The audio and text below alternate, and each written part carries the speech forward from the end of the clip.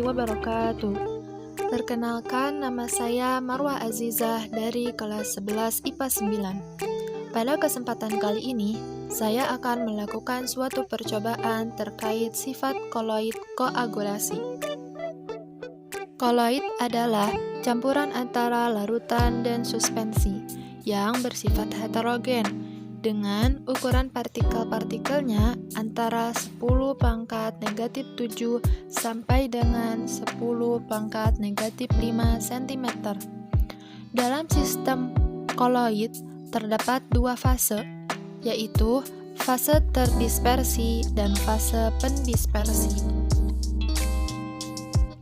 Alat dan bahan yang digunakan dalam percobaan kali ini adalah 2 buah gelas, sendok, larutan gula, larutan susu, putih telur, dan jeruk nipis.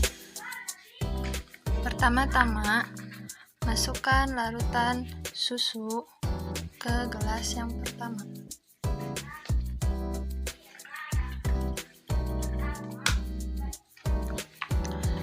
Dan larutan gula ke gelas yang kedua.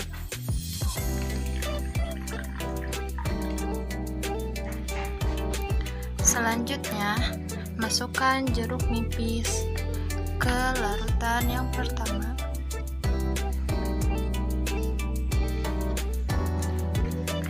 Dan masukkan putih telur ke larutan yang kedua.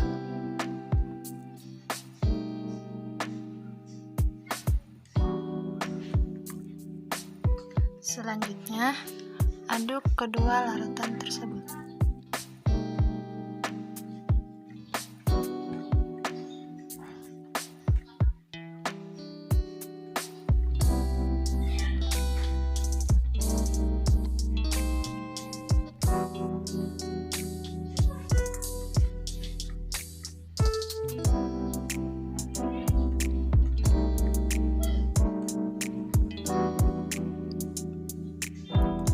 Dan amati perubahan yang terjadi. Pada gelas sampel pertama, yaitu larutan susu yang telah ditambahkan jeruk nipis, terjadi perubahan, yaitu adanya gumpalan-gumpalan yang terdapat pada susu. Begitu pula pada gelas sampel kedua, yaitu larutan gula yang telah ditambahkan putih telur, terjadi perubahan, yaitu adanya gumpalan-gumpalan yang terdapat pada telur. Dapat dilihat pada percobaan pertama, yaitu ketika larutan susu ditambahkan jeruk nipis, hasilnya terjadi penggumpalan pada susu. Dan pada percobaan kedua, yaitu ketika larutan gula ditambahkan putih telur, hasilnya terjadi endapan berupa gumpalan pada putih telur. Proses penggumpalan pada larutan susu dan putih telur adalah koagulasi. Koagulasi merupakan peristiwa terjadinya pengendapan pada koloid. Penggumpalan partikel terjadi karena adanya kerusakan stabilitas sistem koloid atau karena penggabungan partikel koloid yang berbeda muatan, sehingga membentuk partikel yang lebih besar. Koagulasi dapat dipengaruhi oleh pemanasan, pendinginan, penambahan elektrolit, pembusukan, pencampuran koloid yang berbeda muatan, dan elektroforesis.